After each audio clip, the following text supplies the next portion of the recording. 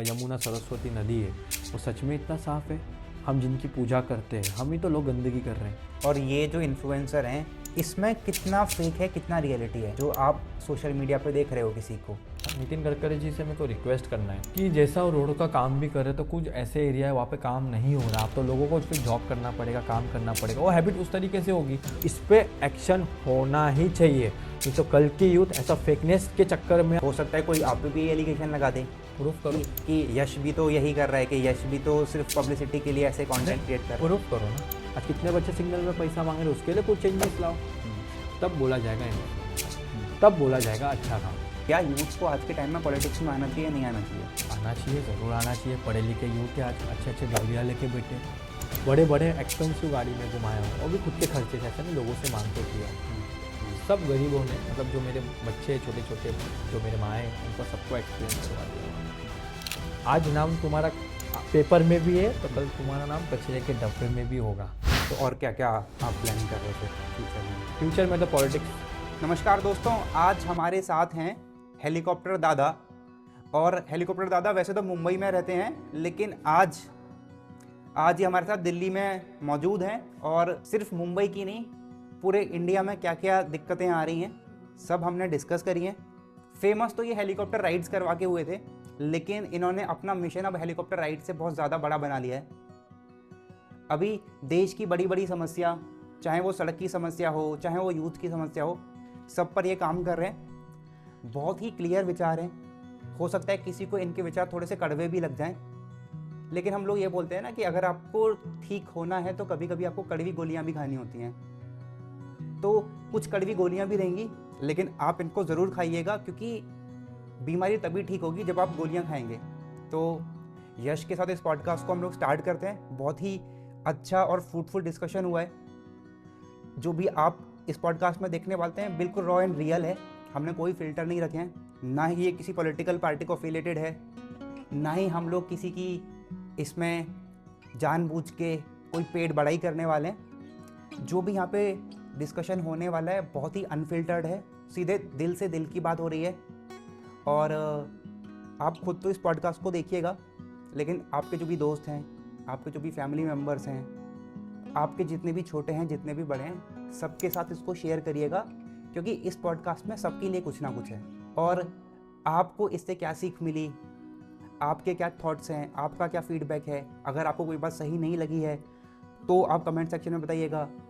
कोई बात आपको अच्छी लगी है तो कौन सी बात आपको अच्छी लगी है वो आप कमेंट सेक्शन में बताइएगा। और इसको ज़्यादा से ज़्यादा शेयर करिएगा, जिससे कि यश जो अपने मिशन में है वो ज़्यादा से ज़्यादा लोगों तक पहुँच पाएँ, और ज़्यादा से ज़्यादा लोगों को हम लोग इस पॉडकास्ट के थ्रू टच कर पाएँ।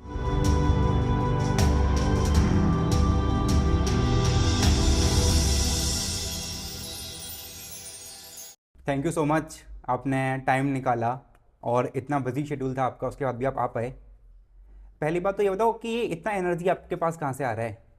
अब ये एनर्जी लोगों का दर्द देख के आता है कि लोग कितने फेस करते हैं, आज लोगों को तकलीफ़ कितनी है, लोगों के पास क्या, मतलब लोग क्या सिचुएशन से गुजर रहे हैं, उनका सुनने वाला कोई नहीं है, ग्राउंड लेवल में आवाज़ उठाने वाला कोई नहीं है। तो ये सोचा कि हम ग्राउंड लेवल में आवाज़ उठा के हम कुछ ना कुछ तो अच्छा संदेश दे सकते, मैसेज दे सकते, उसके लिए लड़ते हम। जब तक करम बोलता है ना, लड़ेंगे नहीं तो फिर जिएगे कैसे? लड़ना ज़रूरी है जब तुमको कुछ बनना है तो। और अब आप थोड़ा सा आई थिंक लड़ भी थोड़े से बड़े लेवल पे रहे हो। पहले आप सिर्फ मुंबई के मुद्दे उठा रहे थे, यस। अब आप ऑल ओवर इंडिया और भी बड़े बड़े मुद्दे उठा रहे हो। तो क्या लगता है इसमें कि इसमें तो फिर रिस्क भी थोड़ा सा बढ़ जाएगा आपका? हाँ, ज़िंदगी में तो अभी रिस्क तो लेना पड़ेगा ना। हम जब तक रिस्क नहीं लेंगे तो लोगों को कैसा पता चलेगा? अब जो लोग डर के बैठे हैं वो तो कभी बाहर नहीं आने वाले। अभी भगवान ने सीधा जीने का एक ही अधिकार दिया है, या लड़ो या घर पे बैठ के मरो। तो हमको लड़ना है। जब तक लड़ेंगे नहीं तब तक सिस्टम को कैसा पता चलेगा कि काम क्या चल रहा है? इसलिए हम लोग एक एक मुद्दा लेके चल रहे हैं आगे तक। वो तो वही बात हो गया ना, रिस्क है तो इश्क है। इश्क है, हाँ। तो आपने रिस्क से इश्क कर लिया। इश्क कर लिया, अच्छा भी लगता है। तो एज ऑफ नाउ आपको क्या लग रहा है कि क्या बड़े मुद्दे हैं जिन पे कि हमारे देश में काम करने की ज़रूरत है? एक हमारा रोड का मुद्दा है, एक हमारा सबसे बड़ी चीज़ है जो एजुकेशन का मुद्दा है, जो महंगा हो गया है। आज लोग बैर नहीं कर पा रहे, कमाई कम है और स्टडी का खर्चा अलग है।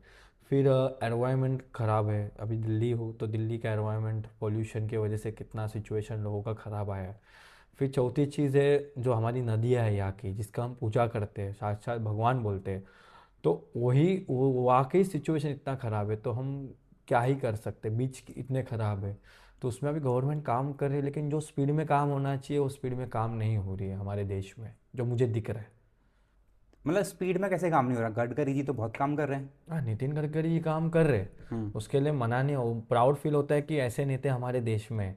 लेकिन कोई कोई चीज़ जो एकदम छुपी हुई है वो चीज़ भी एक्सप्लोर करना ज़रूरी है ना। नितिन गडकरी जी से मेरे को रिक्वेस्ट करना है कि जैसा वो रोड का काम भी कर रहे, तो कुछ ऐसे एरिया है वहाँ पे काम नहीं हो रहा, आपका ही टेंडर पास हुआ है वहाँ पे, आपने ही प्रोजेक्ट दिए लोगों को, लेकिन वहाँ पे अभी तक इतने खड्डे, जैसा मैं तो अभी दिल्ली में हूँ, लेकिन हमारे वसई विधान में NH 48 में इतने सारे रोड पे खड्डे कि रोज़ एक्सीडेंट होता है, रोज़ ट्रैफिक होती है, लोग रोज़ मरते हैं।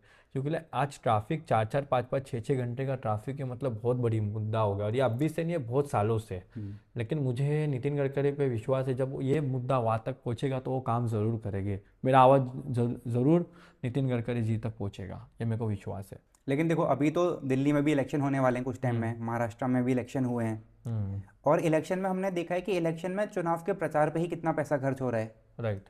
तो जब कोई नेता उतना पैसा खर्च करेगा, तो वो तो फिर सीधी सी बात है कि वो तो भाई कमाने की कोशिश करेगा ही उसके अंदर। राइट। क्योंकि आदमी चैरिटी भी करे और फिर पहले 2 4 करोड़ रुपए खर्च भी करे इलेक्शन में कॉन्टेस्ट करने के लिए।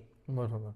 तो इसका मतलब सीधी सी बात तो ये है ना कि कुछ ना कुछ तो एडवांटेज उनको दिख रहा होगा, क्योंकि मतलब जो किसी को सिर्फ सेवा ही करनी है तो एनजीओ चला के कर सकता है। राइट। जैसे आप काम कर रहे हो या बहुत सारे लोग काम कर रहे हैं, लेकिन पॉलिटिक्स में कोई आदमी उतना पैसा खर्च करके जा रहा है, तो वो तो देखो, अब morality this is a wrong thing कि नहीं करना चाहिए। लेकिन अक्रॉस द इंडिया सारे पार्टीज में ऐसा ही हो रहा है। ऐसा नहीं है कि ये ए पार्टी कर रही है बी पार्टी नहीं कर रही, वो तो सारे पार्टी ऐसा करते हैं। सही। तो मुझे इतना अच्छा एक्सपीरियंस है कि नेता तो ठीक है, लेकिन लोकल जो हम जैसे लोग हैं, नॉर्मल मिडिल क्लास हो गए, जो भी हो गए, उनको यही कहना चाहता हूँ कि कुछ दिनों के बियर के लिए, कुछ दिनों के बिरयानी के लिए तुम बिक जाओगे, तो तुमको क्या लगता है नेता नहीं बिकेंगे? जब अच्छे से अच्छे काम करने वाले लोग हैं तुम उनको हराते हो, तुम जो वोटर्स के लिए पैसा देते हो, बट्टे पैसा, ऐसा नहीं कि नहीं बट्टे, मैं ब्लेम नहीं करना चाहता हूँ, लेकिन बहुत सारी जगह पे मैंने आंखों से देखा है, मेरे यहाँ पे तो पकड़े गए। तो ऐसे बहुत सारी चीज़ें, अभी वो सच है और झूठ है, वो मीडिया को और गवर्नमेंट को पता है, मैं उसमें नहीं बोल सकता हूँ। लेकिन जब हम कुछ घंटों के लिए, कुछ दिनों के लिए हम बिक रहे, तो फिर 5 साल 10 साल तो फिर वो हमारे पे राज करेंगे ना। तो बिको मत। अच्छा, जो काम कर रहे हैं तुम्हारे इधर, सालों सालों काम कर रहे हैं, तो उनको वोट दे के उनको जिताओ ना, कि जो तुम्हारे यहाँ पर काम करे। एंड जितने भी नेता हैं यहाँ पे जो काम कर रहे हैं, अभी दिल्ली का इलेक्शन की आप बात की हो, दिल्ली में हर कोई मुद्दा उठाते हैं 5 साल पहले, मतलब जब MLA का वोटिंग हो, MP का वोटिंग हो, उसके बाद दिल्ली में कोई दिखता नहीं है। जैसा भी बहुत सारे आपके इधर नेता थे जिनने मोहल्ला क्लिनिक चालू किया, अभी वो बंद है, मैंने कुछ चांदनी चौक में जाके मैंने पर्सनली देखा हुआ है, लेकिन इसके ऊपर आवाज़ उठाने वाला कोई नहीं है। अब इतने सरकार दिल्ली में आए हैं, इतना सरकार दिल्ली में गए हैं, लेकिन यहाँ पर अपने यमुना नदी का मैं मुद्दा बताता हूँ, जहाँ पे हम जन गण मन की, अब नेशनल एंथम की जब हम बात करते हैं तो हाँ, उसके अंदर यमुना उसके अंदर आती है, आता ही हमारे है। नेशनल एंथम के ठीक है, अंदर। उसके अंदर गंगा भी है, यमुना भी है, सरस्वती है। मैं खाली आपसे और लोगों से पूछना चाहता हूँ कि ये जो गंगा यमुना सरस्वती नदी है, वो सच में इतना साफ है? हम जिनकी पूजा करते हैं, हम ही तो लोग गंदगी कर रहे हैं। सबसे पहला तो हम लोगों की जिम्मेदारी है कि हमको क्लीन रखना है। इवन ये जो जितने भी ड्रेन्स हैं ना, देखो यमुना गंदी कैसे हो रही है, सबसे बड़ी बात तो ये है कि कोई भी जो नेचुरल रिवर है, कोई भी चीज़ जो फ्रीली फ्लोइंग है पानी के अंदर, तो ये ताकत ये है कि अगर वो खुद बहता रहेगा तो अपने आप क्लीन हो जाएगा। क्लीन हो जाएगा, यस। लेकिन उसकी भी एक लिमिट है कि जो बायोलॉजिकल ऑक्सीजन डिमांड है, अगर उसका एक लेवल से ज़्यादा ऊपर चला जाता है तो डिजॉल्व ऑक्सीजन कम हो जाता है। कॉमन है। अब ये क्यों हो रहा है कि जितने भी ये सीवरेज प्लांट हैं और जो सीवर की ड्रेन है, दिल्ली की मैक्सिमम सीवर की जो ड्रेन है वो सीधे दिल्ली का पानी यमुना में डाल रहे हैं, वो सीवर का पानी बिना ट्रीट करे हुए। अब आप कोई भी पानी बिना ट्रीट करे हुए डालोगे तो वो कंसंट्रेशन ऑफ जो भी केमिकल्स हैं वो बहुत ज़्यादा हो जाता है, और फिर वो उसकी नेचुरल कैपेसिटी से बहुत ज़्यादा हो जाता है। तो इसके लिए उन्होंने क्या किया है, जो ऑक्सीजन मैन है वो अलग अलग जगह से जाके पानी का प्लांट, वो सैंपल लेते हैं अलग अलग प्लांट्स में जाके, सीवरेज के ड्रेन्स में जाके पानी का सैंपल लिया उन्होंने, लैब में टेस्ट करते हैं और फिर वो दिखाते हैं कि इतना है, अथॉरिटीज़ को टैग करते हैं। तो बहुत जगह तो ऐसा हुआ है कि उनके दिखाने के बाद अथॉरिटी ने सीवरेज ट्रीटमेंट प्लांट पे काम किया और फिर वहाँ का पानी जो सीवरेज का डिस्चार्ज हो रहा था उसकी क्वालिटी में थोड़ा बहुत इंप्रूवमेंट आया है। लेकिन क्या है कि ये एक दो चार लोग कर रहे हैं, मुंबई में भी है, जैसे कि बीच क्लीन अप हुआ था, बहुत सक्सेसफुल है, काफ़ी हो रहा है। लेकिन इंडिविजुअल एक लेवल तक ही कर सकता है। अल्टीमेटली क्या है कि अल्टीमेटली जिस लेवल पे ये सारी चीज़ें चल रही हैं, इलीगल फैक्ट्रीज चल रही हैं जो अपना केमिकल सीधे यमुना में फेंक रही हैं, तो थोड़ा सा तो ये है कि पॉलिटिशियन तो शायद उस काम को नहीं करेंगे, क्योंकि अल्टीमेटली उनका भी एक सोर्स ऑफ रेवेन्यू है, इनकम है, और जो 2 नंबर का पैसा है वो आ रहा है।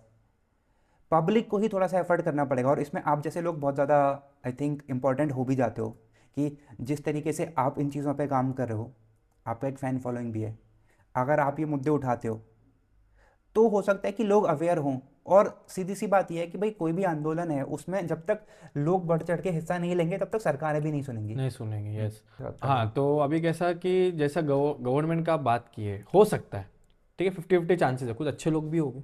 हम क्या करते हैं, जो करप्ट लोग हैं उनके चक्कर में हम अच्छे लोग को भूल जाते हैं। फिर वो कोई भी पार्टी हो, अच्छे लोग भी हैं जिनको सच में काम करना है।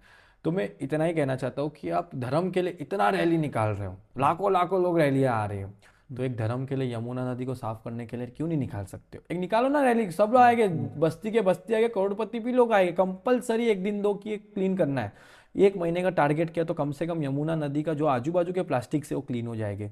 फिर एक ट्री प्लांटेशन प्लानिंग करो मतलब जो समझो रेती खराब है तो थोड़ा रेती चेंज करो, जो मिट्टी है, और उसमें फिर प्लांट लगाना चालू करो। फिर समझो कोई प्लांट है उसको वहाँ पे लाके हम अच्छे से लगा सकते हैं, तो बड़े बड़े प्लांट्स को वहाँ पे लाके लगाओ, जिससे थोड़ा सा नेचर को, एनवायरनमेंट को फायदा हो। तो क्या भरोसा आज के 5-10 साल के बाद तो और अच्छा हो। फिर नदी के बहुत सारे ऐसे साइंटिफिक क्या बोलते हैं टेस्टिंग हुए कि उसमें हम बहुत सारे काम कर सकते हैं, जैसे उनके पास मशीन्स आए हुए जो क्लीन कर सकते, प्लास्टिक हो गया, केमिकल हो गया। तो 5-10 साल के अंदर साबरमती नदी क्लीन हो सकता है, तो हमारा दिल्ली का यमुना नदी क्यों नहीं क्लीन हो सकता है? तो ये हमारी ह्यूमन की रिस्पॉन्सिबिलिटी है कि एक सब एनजीओस नहीं, हम पर्सनली जाके दिन का 10-10 5-5 प्लास्टिक भी उठा के हम साइड में रखते हैं। 1 करोड़ लोगों ने भी कर दिया तो 10 करोड़ प्लास्टिक भी वहाँ पे जमा हो जाएगा, और उससे बेनिफिट होगा हमारे ह्यूमंस के लिए।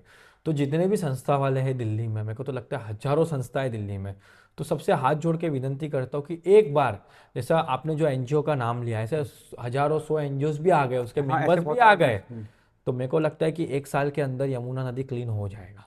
और गवर्नमेंट ने इनिशिएटिव ले लिया तो दूसरा लंदन भी दिल्ली हो जाएगा, ये मेरे को पूरा भरोसा है। इसके लिए हम सबको आगे आना ज़रूरी है। ऐसा नहीं कि गवर्नमेंट कोई ब्लेम डाले, हम ह्यूमन की भी रिस्पॉन्सिबिलिटी कि हमको प्रॉपरली उसको आगे लेके जाने के लिए, तो आगे आना चाहिए सबको। लेकिन ह्यूमन तो हम लोग देख रहे हैं ना कि पानी है, बिजली है, एयर क्वालिटी है, दिल्ली में तो हवा कितनी ख़राब है, फिर यमुना इतनी ख़राब है, तो वो तो अपने, आज तक आप मान लो कि सर्वाइवल की लड़ाई लड़ रहा है, नौकरी उसको नहीं मिल पा रही है, तो जो आदमी ऐसे स्ट्रगल कर रहा है, फाइनेंशियली इंडिपेंडेंट नहीं है, वो कहाँ यमुना की सफाई के लिए आंदोलन करेगा, कहाँ एयर क्वालिटी के लिए लड़ाई करेगा? और वो हम लोग देख भी रहे हैं राइट। कि ये तो बोला जाता है कि these are first world problems, बराबर। मतलब कि विदेशों में अगर एयर क्वालिटी ख़राब होगी तो वहाँ पे उसको एक डिज़ास्टर की तरीके से देखा जाता है, यहाँ पे तो कोई चर्चा ही नहीं हो रही है। राइट। तो वो एक तो पब्लिक भी है ना, कि पब्लिक भी दूसरे मुद्दों में लगी हुई है, तो ये भले ही हम बोल सकते हैं कि ये मुद्दे पॉलिटिशियंस ने खुद ही क्रिएट करें जिससे कि ये सवाल ना उठें, लेकिन उसमें फिर हम लोग क्या करें? एक नॉर्मल आदमी से एक्सपेक्टेशन करना कि वो यमुना की सफाई के लिए भी लड़ाई करेगा जब वो खुद ही स्ट्रगल कर रहा है अपने बेसिक मुद्दों में। Right, right, right. हम्म, तो मेरे को ऐसा लगता है कि समझो इनके बच्चे, समझो अभी मैं ऐसा सोच रहा हूँ मेरे काम धंधे के बीच में, तो हर किसी को काम है, हम काम धंधा छोड़ के क्यों लोगों के लिए सेवा कर रहे हैं कि आप लोग को बेनिफिट हो। समझो आप लोग के आगे नहीं आओगे तो आपके बच्चे जो सांस नहीं ले पा रहे आगे जाके ले गए। आज दिल्ली का सिचुएशन इतना है, तो आज के 10 साल के बाद क्या होगा? हम लोग तो भगवान के पास जल्दी चले जाएगा क्योंकि पॉल्यूशन अच्छा नहीं है, और बहुत सारी बीमारी हमको हो रही है पॉल्यूशन की वजह से। तो आपके बच्चे सेफ रहेंगे तो खुद के लिए मत करो, फ्यूचर के बच्चों के लिए करो कि आज हमने इनिशिएटिव लिया तो आगे की यूथ और आगे की पीढ़ी आज हेल्दी और अच्छी लाइफ के साथ जिएगी। तो हमारी रिस्पॉन्सिबिलिटी है कि हमको आगे आके एयर पोल्यूशन के लिए हो गया, वाटर पोल्यूशन के लिए हो गया, इनिशिएटिव लेना चाहिए। आज दिल्ली में कितने सारे पेड़ कट रहे हैं, लेकिन ट्री प्लांटेशन दिल्ली में ड्राइव बहुत कम होता है जैसा हमारे महाराष्ट्र में होता है। गवर्नमेंट भी इनिशिएटिव लेती है, अभी एमपी में भी बहुत सारे लोगों ने इनिशिएटिव लिया था पेड़ लगाने के लिए, तो दिल्ली में भी लगाना चालू कर दिए लोगों के घर पे पेड़ लगाना। जैसा जापान में एक बिल्डिंग है, बहुत सारे सोसाइटीज है, बिल्डिंग है, वहाँ पे हजारों हजारों पौधे लगाते, पेड़ लगाते, जिससे वहाँ का पॉल्यूशन भी अच्छा हो। आज 5G नेटवर्क के वजह से, आज पॉल्यूशन की वजह से, आज चिमनी में का आवाज़ मैंने दिल्ली में नहीं सुना, मैंने स्पैरो का, ये अपना स्पैरो बोल रहा हूँ, कोयल का आवाज़ नहीं सुना मैंने। तो इसकी रिस्पॉन्सिबिलिटी भी हम है, ठीक है। और तीसरी चीज़, आज यूथ को जॉब नहीं है। आज आप मेरे को बताओ दिल्ली का कितना रेशियो है कि जो दिल्ली छोड़ के जा रहे हैं, क्यों? खुद सांस नहीं ले पा रहे, बच्चे सांस नहीं ले पा रहे, अस्थमा का प्रॉब्लम है और जॉब नहीं मिल रहा है। वो तो ठीक है, वो यूथ का तो पहले से ही प्रॉब्लम है, वो तो कभी सॉल्व ही नहीं होगा मुझे लगता है, क्योंकि जिसके पास डिग्री है वो काम नहीं कर पा रहे अच्छे से। जो हक का कमाई है, मेरा 1 लाख का कमाई है, मैं 30,000 कमा रहा हूँ, तो वो डिग्री लेके क्या फ़ायदा? ये यूथ का है। लेकिन हमको आगे आना चाहिए, नहीं तो मेरे को ऐसा लगता है कि थोड़े टाइम के बाद दिल्ली खाली हो जाएगी, साफ हो जाएगी। उसका रीज़न ये है कि सांस लेने को तकलीफ ही होगी तो लोग क्यों रहेंगे यहाँ पे। सही बात है, ये तो हाँ, बेसिक नेसेसिटी है। और हमारा कैपिटल होने के बाद में अपना सिचुएशन इतना ख़राब है, तो तुम क्या एक्सपेक्ट करते हो कि बाहर के लोग हमारी रिस्पेक्ट करेंगे? नहीं करेंगे। तो हमको हमारे कैपिटल को सबसे पहले रिस्पेक्ट करना ज़रूरी है, उसके लिए इनिशिएटिव लेना ज़रूरी है। दिल्ली वाले लोग नहीं कर सकते तो हम बाहर से आके करने को तैयार है, तो शर्म फिर दिल्ली वालों की होगी कि तुम नहीं कर पा रहे हो। तो ये चीज़ मैं आपको बोलना चाहता हूँ। हाँ, ये बात तो आपने बिल्कुल सही बोली कि जो हमारे देश का कैपिटल है, जहाँ पे हमारे सेंट्रल गवर्नमेंट के सारे ब्यूरोक्रेट, सुप्रीम कोर्ट के सारे जजेस, मतलब जो भी अपेक्स बॉडी हैं, सब दिल्ली में रह रहे हैं। और उसके बाद भी अगर उसकी क्लीनलीनेस पे, एयर क्वालिटी पे चर्चा नहीं करी जा रही है, मतलब ऐसा नहीं है कि ये चीज़ें हो नहीं सकती। हमारे पास इंदौर का एग्जाम्पल है, भोपाल का एग्जाम्पल है, सूरत का एग्जाम्पल है, वो बहुत ही अच्छा क्लीन अपने शहर को रख रहे हैं। लेकिन ये बाकी दिल्ली ऐसा नहीं कर पा रहे। उसका भी बहुत बड़ा रीज़न है ना। आप देखोगे इंदौर में बैगर जो है उस पर फाइन लगाना चालू कर दिया है, अभी फाइन लगाया फाइन उन्होंने। लगा रहे। तो दिल्ली में करो ना, कितने बैगर है। और जो बैगर लोग हैं उनके लिए स्टडी का करो, कुछ छोटे मोटे उनको छोटे मोटे बिजनेस दो, या किधर जॉब दे दो, या ऐसा कुछ कर दो कि देखो कैसा है, गरीब कब बढ़ेंगे जब हम लोग पैसा देंगे। हमने पैसा देना कम कर दिया तो लोगों को फिर जॉब करना पड़ेगा, काम करना पड़ेगा, वो हैबिट उस तरीके से होगी। हम उनको पैसा दे रहे हैं तो कोई ड्रिंक कर रहा है, कोई गांजा फूक रहा है, कोई नशा कर रहा है, तो उसकी रिस्पॉन्सिबिलिटी भी हम है। तो हमको क्या करना है कि हमको बैगर फ्री करने के लिए दिल्ली को भी आगे इनिशिएटिव लेना ज़रूरी है। यहाँ पे जितने जितने लोग हैं उतने बैगर भी है। मेरे को हर गली कोपचे में मुझे बैगर दिख रहे हैं। उसकी किसकी गलती है? हमारी गलती है। हर एनजीओ आके उनको खाना दे रही है, ठीक है, खाना खाना देना बहुत ज़्यादा ज़रूरी है, उनको सर्वाइव करना भी ज़रूरी है। लेकिन गवर्नमेंट को रिस्पॉन्सिबिलिटी भी लेना ज़रूरी है कि इनके लिए एक जगह देख लो, उनको एक जगह पे स्टेबल करो और गरीबी हटाओ, तब जाके दिल्ली आगे बढ़ेगा, तब कुछ अच्छा इनिशिएटिव होगा, तब देश आगे बढ़ेगा। तो बहुत सारे कंट्री से उधर तो बैगर दिखेगा ही नहीं, और है बैगर तो उनके लिए अलग एरिया है।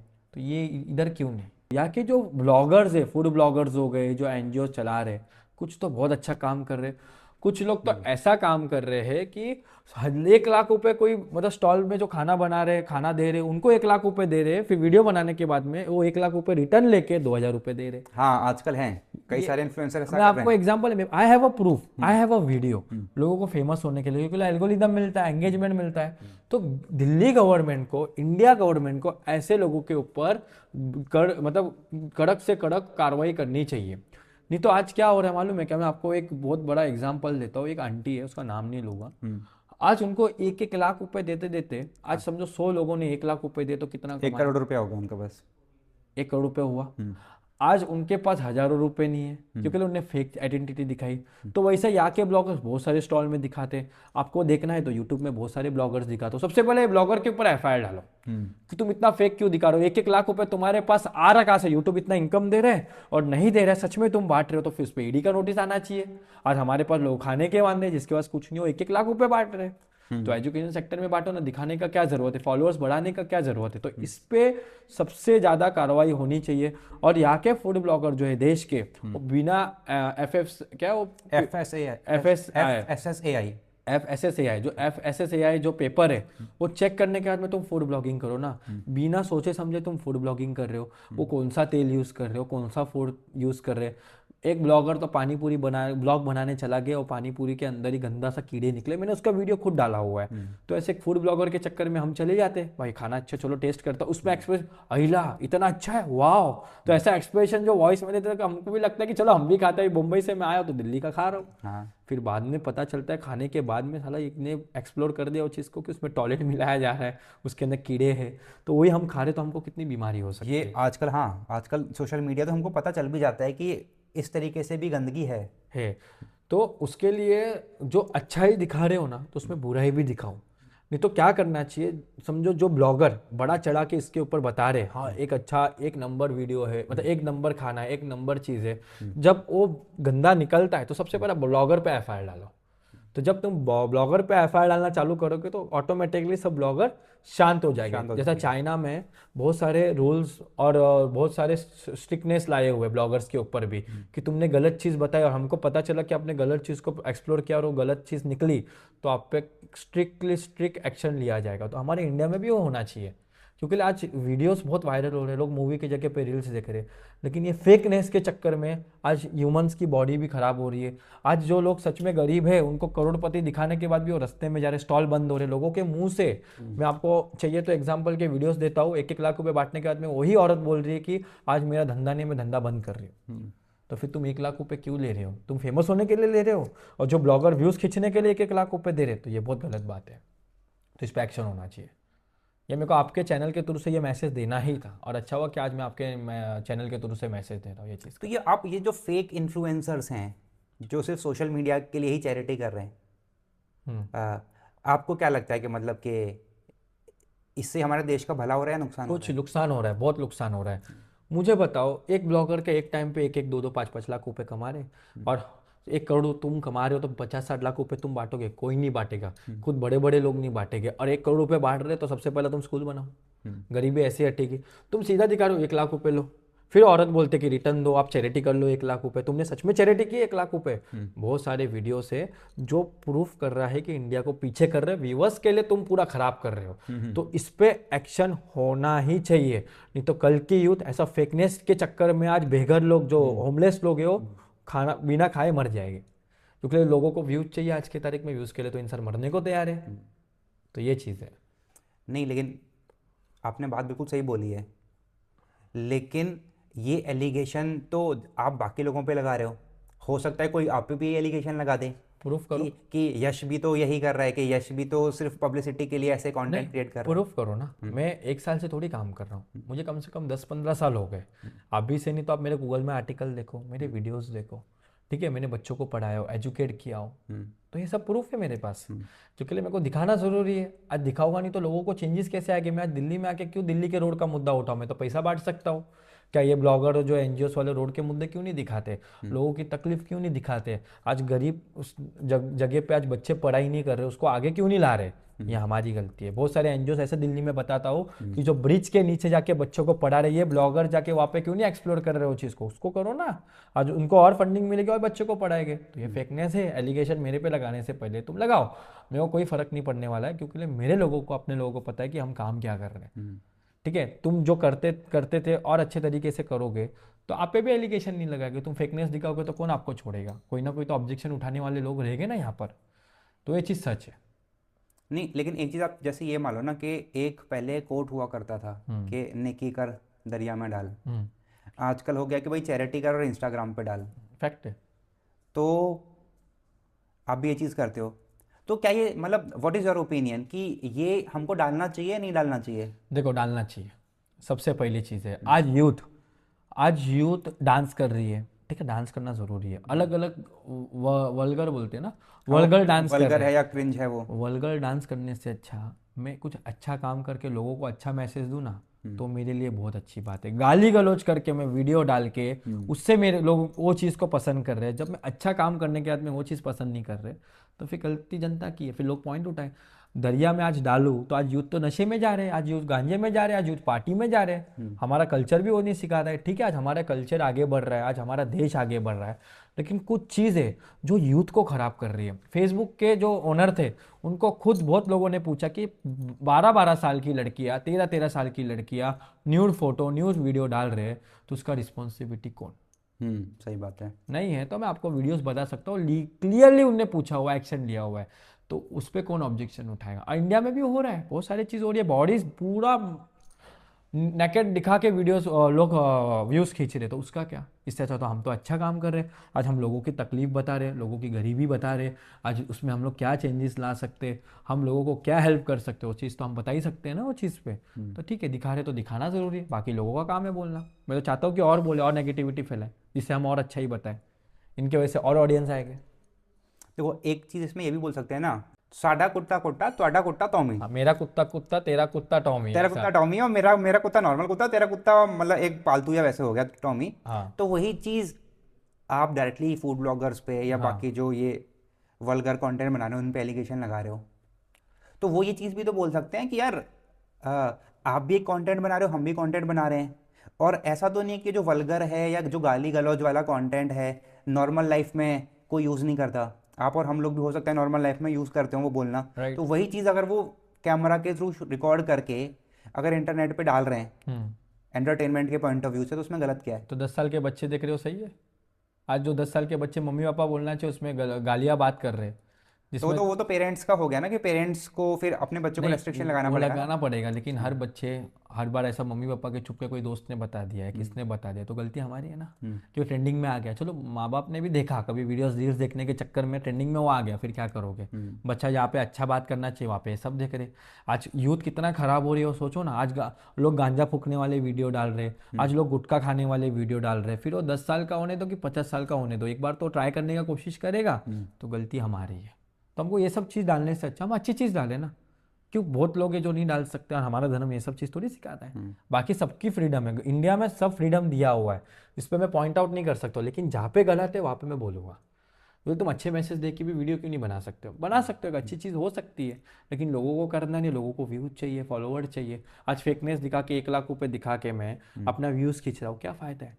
कल ना कल मेरे पे ऑब्जेक्शन तो उठेगा ना कि करोड़ों रुपए तुमने इधर बांटने से अच्छा तुम कोई गौशाला खोलते, आश्रम खोलते, बच्चों को पढ़ाते। एक एक जन को 1 1 लाख रुपए देके क्या फ़ायदा है? जेनुअनली आज मेरे को बताओ, ऐसे ऐसे लोग बताता हूँ। एक तो वीडियो मैंने ऐसा देखा था कि कोई रिटायर है और वो भीख मांग रही है, उनको पीएफ नहीं मिला रहेगा गवर्नमेंट से, उनको 1 1 लाख रुपए लेके वीडियो दिखा के खुद को वायरल करने की क्या ज़रूरत है? बहुत सारी चीज़ है जो हो रहे हैं और वो बहुत ख़राब हो रहे हैं। आज दिल्ली का पॉल्यूशन का मुद्दा आप उठाओ ना, आपके पास फॉलोअर्स है तो आज आपके भी बच्चे हो गए, आज उसकी वजह से चेंजेस हो सकता है। आज एजुकेशन के लिए हम पीछे, आज कितने बच्चे सिग्नल में पैसा मांग रहे हैं, उसके लिए कुछ चेंजेस लाओ, तब बोला जाएगा इन्फ्लुएंसर, तब बोला जाएगा अच्छा काम, अच्छी चीज़ है। इन्फ्लुएंसर का काम क्या है कि आप लोगों को अच्छी चीज़ सिखाओ, इन्फ्लुएंस अच्छी चीज़ में करो, गलत चीज़ में मत करो।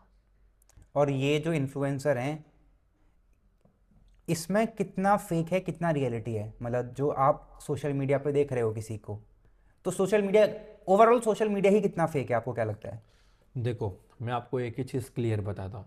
हमने अच्छा कपड़ा ब्रांडेड पहना, हमने लाखों के मोबाइल लिए, तो वो ईएमआई में खरीदा है कि कैश में खरीदा है, दोनों में फ़र्क है। ठीक है, या किससे उधार लेके कपड़ा पहन के दिखा रहे हैं, तो ये फेक ही हो गया ना। और करोड़पति लोगों के पास टाइम नहीं कि वो सोशल मीडिया में दिखाए, पहली बात है। और दिखाएंगे तो अच्छी चीज़ दिखाएंगे, या कुछ ऐसी चीज़ दिखाएंगे कि हाँ मेरे पास ये सब, उनकी लाइफस्टाइल पता चलती है, फेकनेस पता चलता है, बहुत सारी चीज़ पता चलती है आप देखोगे तो आज यूथ इतने डिप्रेशन में है, आज इतनी सारी चीज़ें हो रही है। आज लोगों के पास जॉब है क्या? आज जिनके पास जॉब नहीं है, आज वो 10 10 हज़ार के जूते पहन रहे हैं। आज जिनके पास जॉब नहीं हो 2 2 लाख के मोबाइल ले रहे, क्यों? कि अच्छा इंप्रेशन गिरे। तो ये चीज़ गलत है, और ये चीज़ फेकनेस हो रही है सोशल मीडिया में। और सोशल वर्क में भी मैं आपको बताऊँ तो बहुत सारे लोग हैं, एक केला देके 10 जन फोटो निकाल रहे, एक कंबल देके 100 जन वीडियो निकाल रहे, तो ये चीज़ गलत है। तो इसमें चेंजेस लाना चाहिए। तो फेकनेस तो है ही है, इसमें गलत क्या है मुझे बताओ। तो इसमें चेंजेस लेकिन लेके कौन आएगा और कैसे हम ही चेंजेस लाएंगे, हम यूथ की ज़रूरत है। आज हमारे जैसे 100 लोग भी खड़े होते और हमारे वजह से एक जन भी चेंज होता है तो हमारे लिए सक्सेस है। और क्या भरोसा धीरे धीरे करके हम हमारे वजह से यूथ इंस्पायर हो गए, जो ये चीज़ फेकनेस चल रही है वो बंद हो जाए और अच्छी चीज़ क्रिएट हो जाए। समझो हमने अभी अपन ने नदी का मुद्दा उठाया, आगे के जनरेशन ने उसमें एक्टिवली काम किया, कुछ वीडियोस वायरल होने के चक्कर में पेड़ लगाना चालू कर दिए। क्या भरोसा हमारे एक वर्ड से जनता जग जाए, लोग जग जाए और पेड़ लगाना चालू कर दिए, तो पॉल्यूशन हमारे वजह से तो रुक रहा है। तो हम ये चेंज ला सकते हैं। अच्छा, आप अभी बनारस भी आप होके आए, वहाँ पे हाँ। भी आपने बहुत सारे कुछ मुद्दे उठाए हैं, यस। तो उनके बारे में आप कुछ बताओगे?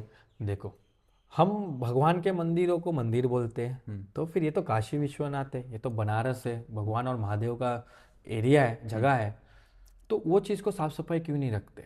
अभी बहुत मैंने रील्स देखे कि इधर साफ सफाई है, एक्सप्लोर कर रहे हैं, लेकिन मैंने बियर के कैन देखे हुए बनारस के काशी विश्वनाथ के बाहर, और वो वीडियो में खुद डालूंगा।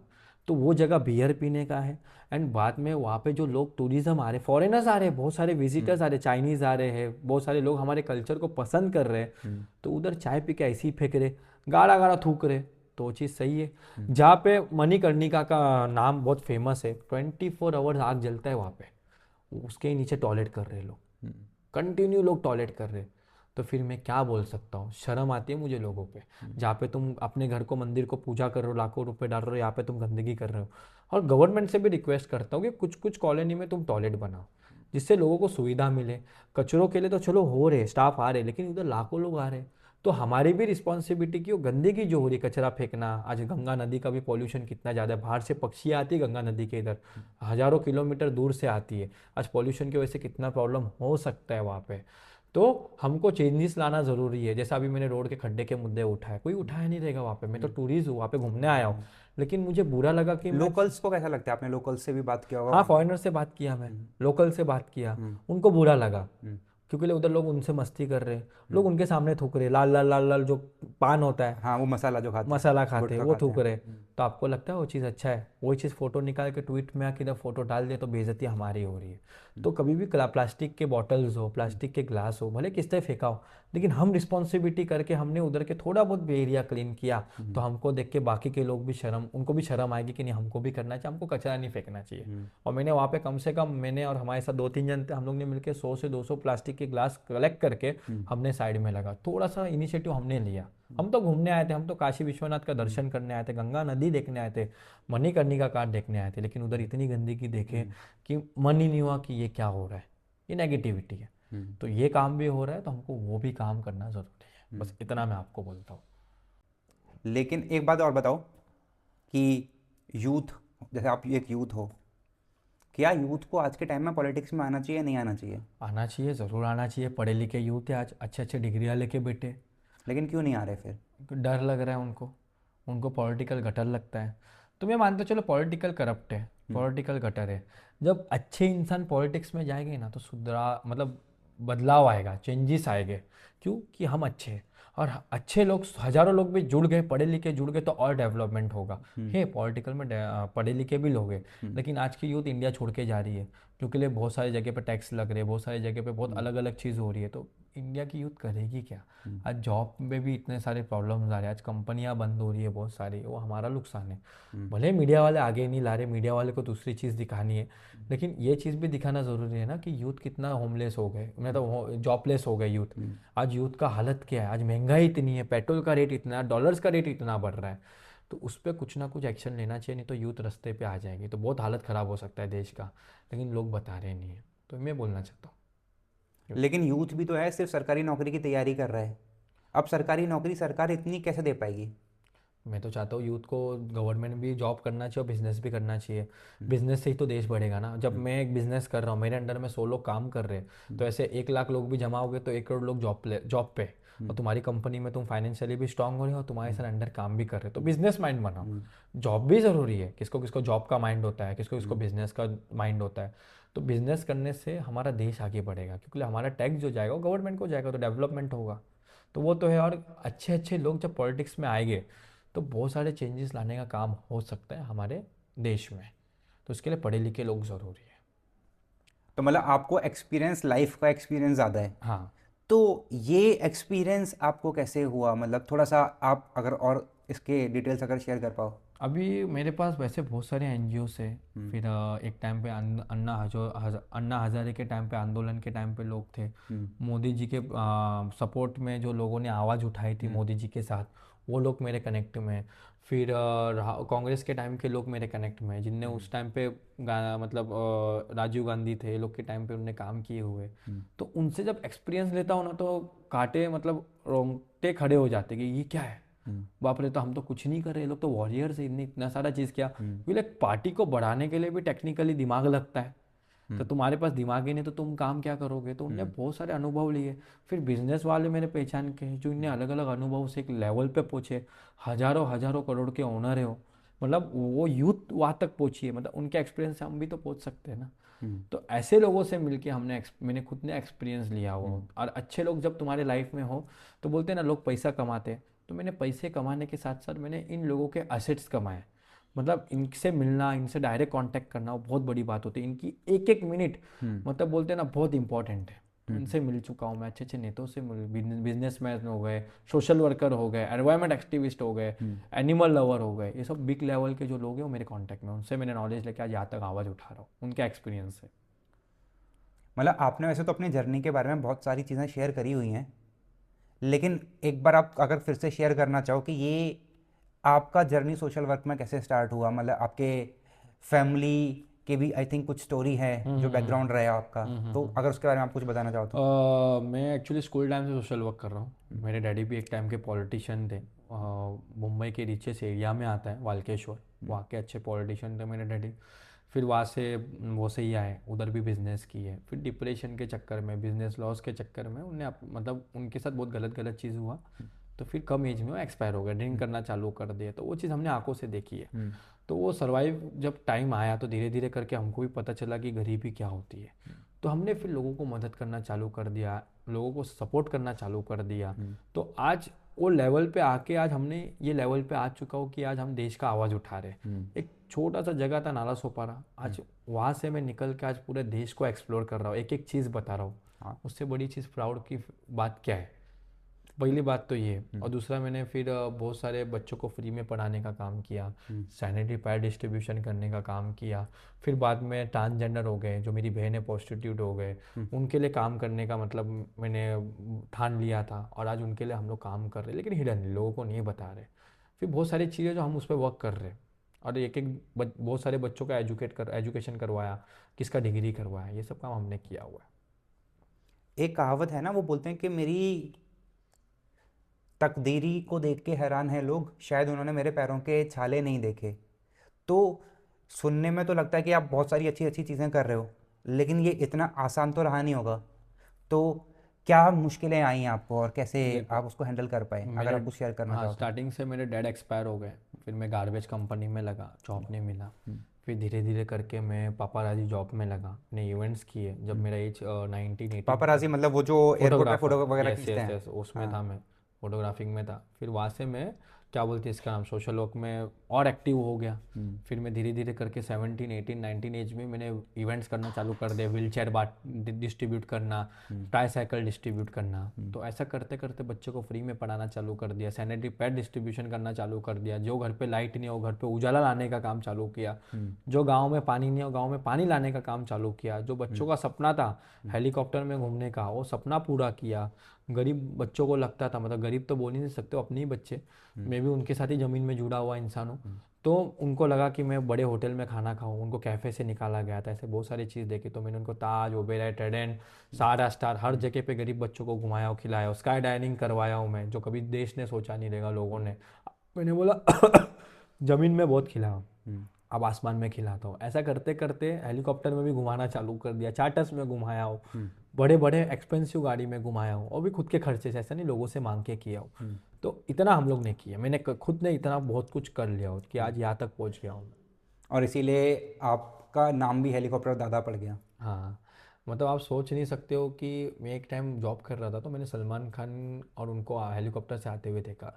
तो मैंने बोला, अरे करोड़पति लोग घूम सकते तो हम क्या चीज़ है, तो हमको भी घुमाना है, मैं तो घुमाऊंगा। फिर मैंने मेरे दोस्त से वादा किया कि मैं एक दिन घुमा के दिखाऊंगा, क्यों अब बड़े लोग घूम सकते तो हम क्यों नहीं घूम सकते। तो फिर मैंने हेलीकॉप्टर में घुमाना चालू कर दिया। 2 जन मेरे को मिले थे 31st में कि मैं, देखो प्लेन जा रहा है ऊपर से, हम केक कटिंग और कुछ डिस्ट्रीब्यूशन करने गए थे। तो उन्होंने बोला, देखो ऊपर से भैया प्लेन जा रहा है। तो मैंने ढूंढा था कि मुझे कोई मिले जिसको मैं घुमाऊँ जेनुअनली। तो बोला, ठीक है, आज तुम आसमान में थोड़े दिन में घूमोगे। मैंने पैसा मेरे पास जैसे ही रेडी हो गया सैलरी से, तो मैंने बच्चों को हेलीकॉप्टर में घुमाना चालू कर दिया। तो हर साल मैं बच्चों को घुमाता हूँ, हैंडीकैप बच्चों को घुमाया हो, बेघर दादी को घुमाया हो, बेघर बच्चों को घुमाया हो, होमलेस बच्चों को घुमाया हो, कैंसर बच्चों को चार्टर्स में घुमाया हो। तो इतना काम मैंने पर्सनली लोगों के लिए किया हो।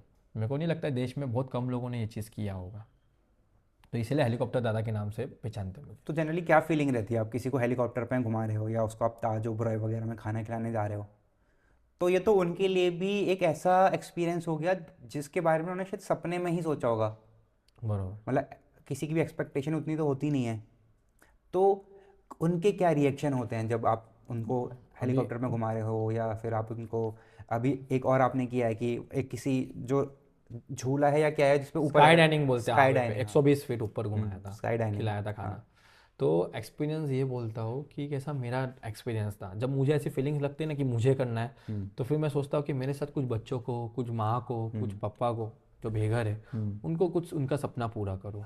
तो मैं एक बार ताज गया था, ताज लैंड्स में, तो मेरे को हाफ पैंट में ही था, तो मैं बोला बड़े बड़े लोग जा रहे, तो एक बार मैं भी कॉफ़ी पीता हूँ। मैंने उतना पैसा लेके गया था कि मैं कॉफ़ी पी सकता हूँ, तो मुझे ताज होटल से ही निकाला गया। तो मैं बोला कि ठीक है, अभी ताज होटल से मुझे निकाला ही गया है, तो मैं एक दिन तो खिलाऊंगा, घुमाऊंगा, मैं गरीब लोग को भी लेके जाऊंगा। और उस टाइम ऐसा आया कि मैंने रियल इस्टेट का बिजनेस डाला, मैंने कमाया, और आज मैं वो बच्चों को उस टाइम पे मतलब जब लेके जाना था, तो मैंने 3-4 बच्चे नाला सोपारा हमारे एरिया से, मुंबई से लेके गया, और एक बैंड्रा बैंड स्टैंड के बाजू में ही और ताज लैंड से, तो उधर मैंने उनको और लेके गया बच्चों को वहाँ से। तो हमको एंट्री नहीं मिली, जब एंट्री नहीं मिली तो हम लोग कम से कम 1 घंटे तक रुके थे उधर, फाइट कर रहे थे, तो बोलते अलाउ नहीं अंदर, जगह नहीं, क्योंकि कोविड का टाइम था।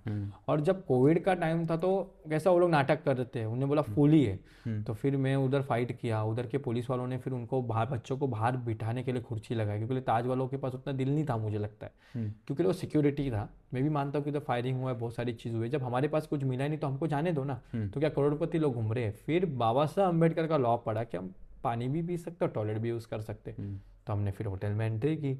जब होटल में एंट्री किया तो देखा तो पूरा ताज लैंड्स खाली है, पूरा ताज खाली है। तो मैंने बोला ये क्या गलत बात हुई। फिर जैसे ही ऊपर गया, तो मैं झूठ नहीं बोलूँगा, सिक्योरिटी तो ठीक है, ट्रीट अच्छा नहीं किया, लेकिन वहाँ के जो शेफ थे, वहाँ के जो वेटर्स थे, उन्हें इतना अच्छा ट्रीट किया कि हमको कॉम्प्लीमेंट भी दिया, बच्चे भी खुश हो गए, गलती से बच्चों के हाथ से भी प्लेट टूट गया। तो मैंने उनका पैसा भी, मैंने बोला तोड़ो फोड़ो, जितना एंजॉय करना है करो, क्योंकि तुम, मेरे को लगता है देश में ऐसे बच्चे हो कि जो तुम ताज होटल में ओबेराय में खाना खाए हो। फिर इन्हें एंजॉय किया, फिर मुझे भी अच्छा एक्सपीरियंस हुआ कि चलो इनके साथ सर मेरा भी एक्सपीरियंस पूरा हो गया।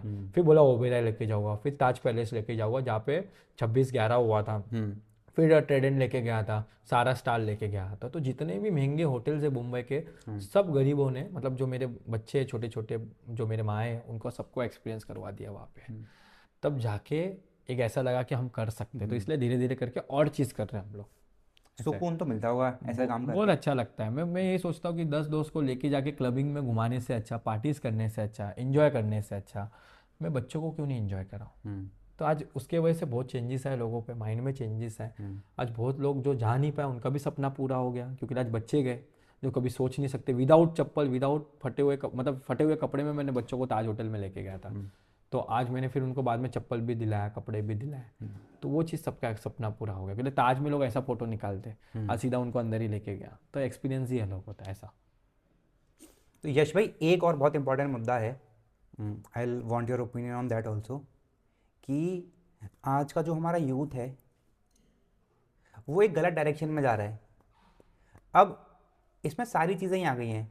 पहली चीज़ तो ये आ गई कि वो फेक शो ऑफ वाली बात आ गई है कि 15-20 हज़ार रुपये आप कमा रहे हो, लेकिन फिर भी आपको आईफोन ही रखना है, आप उसको ईएमआई पे रख रहे हो, आपका खर्चा नहीं चल पा रहा, फिर आप पता नहीं कौन कौन से लोन की ऐप हैं जिनसे आप लोन ले रहे हो, उनका फिर रिकवरी का प्रोसेस ऐसा है कि वो आपके कॉन्टैक्ट डिटेल्स में जाके बाकी लोगों को भी कॉल कर देते हैं।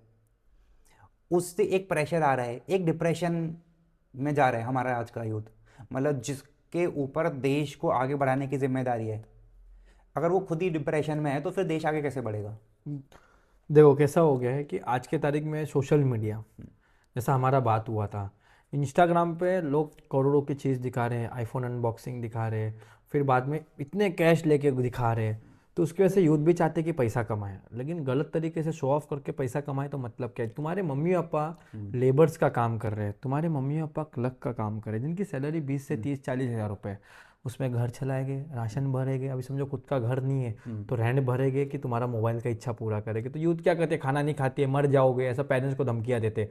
और ये एक चीज़ नहीं है, ऐसे लाखों लोग हैं जो मतलब ऐसे प्रेशर करते हैं पेरेंट्स को कि किसको मैं इम्प्रेस करूं। अभी इधर कैसा हो गया, दोस्त भी जब बनता है जब तुम्हारे पास कोई ब्रांडेड चीज़ हो, ये सिचुएशन है यहाँ का। तो अब लोग क्या करते हैं, आईफोन खरीद लेते हैं, महंगे महंगे मोबाइल, एक्सपेंसिव मोबाइल खरीदते हैं जिसका 1.5-2 लाख रुपए रेट है, जिससे बच्चे का पढ़ाई अच्छा हो सकता है, कुछ आगे बढ़ सकता है, कुछ बिजनेस खोल सकता है।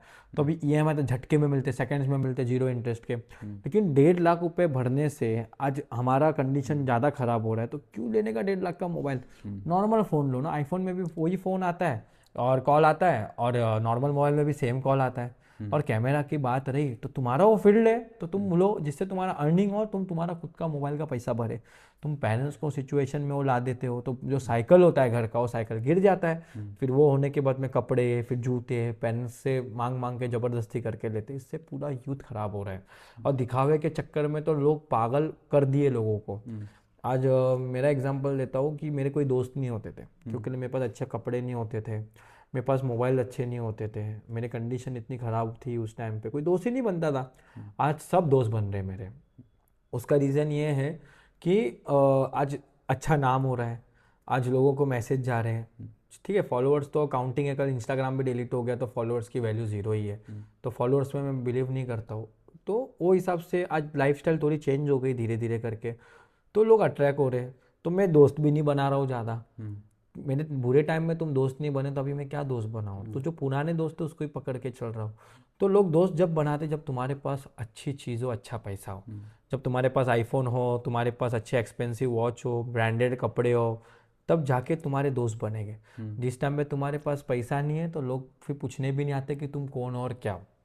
तो ये बड़ा सिचुएशन हमारे यूथ में हो रहा है। और आज यूथ अकेली हो गई है क्योंकि दोस्त नहीं बन पा रहे। लोनलीनेस, ये आपने बहुत सही हाँ, बात बोला कि आजकल आपके पास सोशल मीडिया पे आपके पास हज़ारों फ्रेंड्स हैं, लेकिन आप किसी के साथ मिलके बैठ के बात कर पाओ ऐसा आपके पास एक एक पर्सन भी नहीं है। नहीं है ना। आज तुम तुम्हारे सच बात और लोगों को अच्छी बात बता के तो पीछे मजाक उड़ाया जाता है। और सच बात बताया, समझो मेरी सिचुएशन क्रिटिकल है, मैं लोगों को नहीं बता सकता हूँ, तो एक मेरे अच्छे दोस्त को बता रहा हूँ। ठीक है, कुछ अच्छे लोग होते तो कुछ लोग मजाक उड़ाते हैं, अरे इसके पास कुछ नहीं, इसके साथ रह मत, बात का बाद में देखेंगे। तो मतलब मैं तो अकेले हो गया, अब हमें भी तो शेयर करने वाला चाहिए। तो कोविड के टाइम पे तो लोग अकेले के चक्कर में कितने डिप्रेशन में गए थे, कितने सुसाइड का मैसेज हम लोग के पास डिटेल्स आए थे। फिर कितने लोगों का मतलब मम्मी पापा कोविड में एक्सपायर हो गए, किसका जॉब चला गया, किसका स्टडी चली गई। क्यों? कि उस टाइम में फाइनेंशियली लोग फेस कर रहे थे, अलोननेस फेस कर रहे थे। ठीक है, फैमिली थी तो उनके साथ टाइम स्पेंड किया, जिसकी नहीं थी उसका क्या। तो आज यूथ वो मतलब कवर करने के लिए भी टाइम लग रहा है लोगों को। आप कोरोना वायरस का ये सब का देखेंगे तो मैं यही कहना चाहता हूँ कि दोस्त बनो, अच्छा बनो। पैसा आज हो कल नहीं है, क्या भरोसा आप पैसा देख के दोस्त बना रहे हो, और कल दोस्ती भी तुम्हारे फेक है आज के टाइम पे। है ही, तुम भरोसा ही नहीं कर सकते हो। अभी समझो सामने वाले के पास पैसा आज हो कल नहीं रहा तो उसका भी दोस्त कोई नहीं बनेगा। हाँ। तो सच्चे लोगों के साथ रहो ना, फेक लोगों के साथ क्यों रह रहे हो? आपने पॉइंट तो बहुत सच कहा कि आज फेक दोस्त लोग भी है जो खाली दिखावे के दोस्त है। आज उसके चक्कर में भी हम फंस जाते हैं, हमको लगता है टाइम पे खड़ा रहेगा, फिर बाद में खड़े नहीं रहते हैं। है ऐसा सिचुएशन। और रिलेशनशिप्स में भी शायद आजकल वही है, वो भी आजकल सिर्फ पैसे के ऊपर ही बनाए जा रहे अरे हैं, बाप वो रे, भी मैं फेक है। तो रिलेशन का तो ऐसा बताऊँ कि आज लड़की लोग का तो चल रही है खराब सिचुएशन। मेरी ही फ्रेंड है दो तीन, मैं लोगों को टारगेट नहीं करूंगा, मैं मेरे दोस्त पे टारगेट करूंगा और they are comfortable with me. मैं लोगों को टारगेट करूंगा तो मुझे जज करेंगे लोग। आज महंगे महंगे कपड़ा पहन रहे, खुद को अच्छा दिखा रहे मेकअप करके, लेकिन उन लड़की को मैं पूछना चाहता हूँ, तुम जो इतने महंगे कपड़े पहन रहे हो, इतना मेकअप दिखा के अपने आप को अच्छा दिखा रहे हो, ज़रूरी भी है पर्सनैलिटी डेवलपमेंट, लेकिन तुम्हारे घर को परेशान करके क्यों आप खुद को इतना अच्छा दिखाना चाहते हो? जब तुम कुछ अच्छा अचीव करो, खुद लाइफ में कुछ अच्छी चीज़ करो, जिससे क्या होगा, आज लोगों को पता भी चलेगा कि अपने दम पे आगे बढ़े। आज तुम्हारे जेब में 1 रुपये नहीं है और तुम अपने आप को इतना अच्छा दिखा रहे हो, फेकनेस दिखा रहे हो, कल सच्चाई तो पता चलेगी। और रिलेशनशिप की बात रही, आज तुम्हारे पास पैसा है तो लड़की तुम्हारे पास आएगी, जब नहीं है। मेरा खुद का एग्जांपल देता हूँ ना, बाहर का छोड़ ही दो, मैं तो इतना सीरियस था, मेरा सिचुएशन इतना क्रिटिकल था घर का कि घर के खाने के वांदे थे उस टाइम पे। तो मैं बहुत, अभी लास्ट रिलेशनशिप था वो मेरा, और मेरे को तो राजस्थान वालों से तो, लड़कियों से तो नफरत ही हो गई। कुछ लोग तो अच्छे भी है, लेकिन कुछ लड़कियां थोड़ी सी मेरे को हर्ट फील हुई कि जब मेरा सिचुएशन ख़राब था तो पार्टनर क्या होता है? सपोर्ट करने वाला। पार्टनर क्या होता है? साथ देने वाला। फाइनेंशियली वीक है तो इंसान को मेंटली सपोर्ट करने वाला। मैं तो मेरी ज़िंदगी से लड़ रहा हूँ ना, मेरे डैडी नहीं है, तो लड़की ने क्विक छोड़ा और दूसरे के पास चली गई। मतलब हमको संस्कार घर वालों ने ये सिखाया है कि लोगों के साथ धोखाबाजी करना। तुम्हारे माँ बाप तुमको मना करते हैं कि रिलेशनशिप में नहीं आना है, तुम्हारा शादी नहीं हो सकता, तुम लड़कों को क्यों फंसाते हो?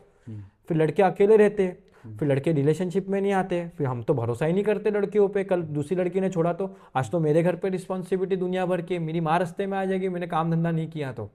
क्योंकि आज मेरे ऊपर मेरा घर चल रहा है, मेरा भाई का एजुकेशन चल रहा है।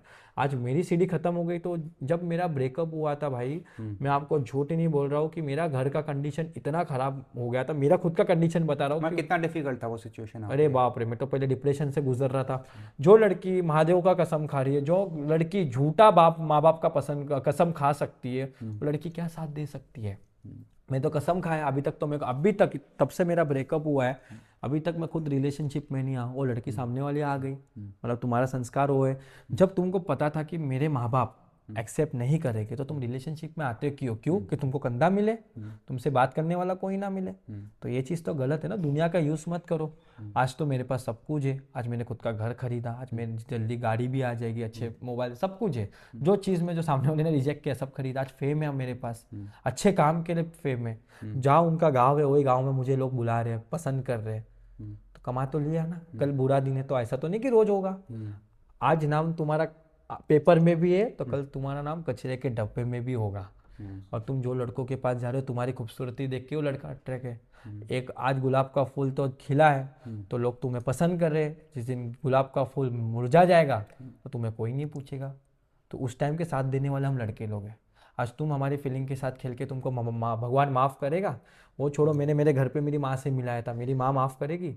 नहीं उसके करेगी। चक्कर में ना मैं लड़की से प्यार कर रहा हूँ ना मैं शादी करने वाला हूँ। क्यों? कि वो लड़की ने मेरे फीलिंग के साथ खेला। भगवान देख रहा है मैं महादेव का कट्टर भक्त हूँ, वो भी भक्त थी। उसने हाथ रख के कसम खाई थी कि मैं तेरा साथ नहीं छोड़ूंगी। आज ये सिचुएशन हुआ, 6 महीना मेरे रास्ते में आ गया था, लेकिन इतना हिम्मत था, इतना गट्स था मेरी माँ का, जिस दिन आंसू देख लिया दूसरे दिन ऐसा मैंने फाइट किया लाइफ से कि आज मैं ये सिचुएशन में 1.5 से 2 साल के अंदर पहुंच गया। लेकिन बहुत सारे यूथ है वो बाहर नहीं निकल पाते, सुसाइड हो रहा है। आज हम कोई लड़की के बारे में अगेंस्ट पे बात करने गए तो हमारे पे झूठे एफआईआर्स होते हैं। बहुत सारी चीज़ है जो हम यूथ फेस कर रही है। और उस टाइम पे तो मेरे दोस्त ही नहीं थे, मैं फाइनेंशियली फेस कर रहा था, किससे बात करूँ, किससे क्या करूँ, क्या सोशल वर्क करूँ। मैं इतना डिप्रेशन में था कि मैंने बच्चों को पढ़ाना तक बंद कर दिया। एक साइकिल पूरा ख़राब हो गया। फिर मैंने बोला मैं गलत कर रहा हूँ, मैं खुद के साथ गलत कर रहा हूँ। जब तुम अभी मैं कुछ बन रहा हूँ तो हर कोई मेरा दोस्त बन रहा है, क्या फ़ायदा उस सिचुएशन का? तो मैं तो बोलता ठीक है, लड़की का डिसीजन था, वो लड़की खुश रहे, उसकी लाइफ है बाबा। हमको कोई लड़की को पॉइंट आउट नहीं किया, मैं मेरी पर्सनल लाइफ की बात कर रहा हूँ। लेकिन ऐसे यूथ लोग फेस कर रहे हैं। और आज बहुत सारे बच्चे लोग, मतलब जो लड़के लोग हैं यूथ है, और जॉबलेस भी हो चुके हैं चक्कर में। रिलेशन भी मत आओ ना, तुम प्रोमिस करते हो, तुम यूथ को सच्चाई बताते हो मैं तुम्हारे साथ हूँ। जब तुमको उससे बेटर लड़का मिल जाता है तुम उसके पास चले जाते हो, फिर लड़के का मेंटल पीस का क्या? आप फिर क्या एडवाइस दोगे, ये जो हमारा यूथ है और वो भी सेम सिचुएशन से अगर गुजर रहा है, तो क्या कर सकता है वो? मैं यूथ को यही बोलूँगा, पहले सेटल हो जाओ। लड़कियां तो इतनी ख़राब हो गई आज के तारीख में, तुम्हारा सक्सेस नहीं देखा तो सीधा रिजेक्ट करेगी। तो पहले पैसा कमाओ। तुम प्यार के चक्कर में खुद को बोल रहे हो, सबसे पहली चीज़ ये है। फिर लड़की तुम्हारे साथ ब्रेकअप कर रही है तो फिर तुम तो डाउन हो जाओगे। पहले खुद को इतना मजबूत करो कि लोग तुम्हारे लिए तरसे मिलने के लिए। तो उसके लिए तुमको इतना मेहनत करना है। अभी रिलेशनशिप में घूमना फिरना मेरे को नहीं लगता है, आज तुमने कमाया नहीं, आज तुमने नाम नहीं बनाया ना, तो आज के 10 साल के बाद तुमको पूछने वाला कोई नहीं रहेगा। तुम्हारे पेरेंट्स भी तुमको नहीं पूछेंगे और तुम्हारे दोस्त लोग भी तुमको नहीं पूछेंगे। ये पॉइंट है। हम रिलेशनशिप में इतना खो जाते हैं कि खुद को भूल जाते हैं, ये भी बात सच है। तो यूथ को यही बोलूँगा, अभी जो सिचुएशनशिप और बहुत सारी चीज़ अभी नई नई आई है जो देख रहा हूँ मैं आंखों से, तो वो चीज़ एकदम गलत है। तो यूथ को यही बोलूँगा, करियर पे फोकस करो, नाम करो। और जिसके साथ ब्रेकअप हुआ है और जो डिप्रेशन में है, तो उसको मैं रिक्वेस्ट करना चाहता हूँ हाथ जोड़ के, कुछ बन जाओ। तो बोलते ना, कैसा बोलते हैं उसको, कर्म भी यहाँ पे ही करना है और मरना भी यहाँ पे ही है। ऐसा करके दिखाओ कि वो तरसे तुमसे मिलने के लिए। ऐसा ना दिखाए डिप्रेशन में दारू पी रहे, काम कुछ नहीं कर पा रहे। हाँ, कुछ लोगों ने तो सुसाइड भी कर लिया डिप्रेशन में। तो जिंदगी से वो, तो मैं बोलूँ तो सबसे घटिया लोग हैं जो सुसाइड कर रहे हैं। अरे क्या हम नहीं कर सकते सुसाइड?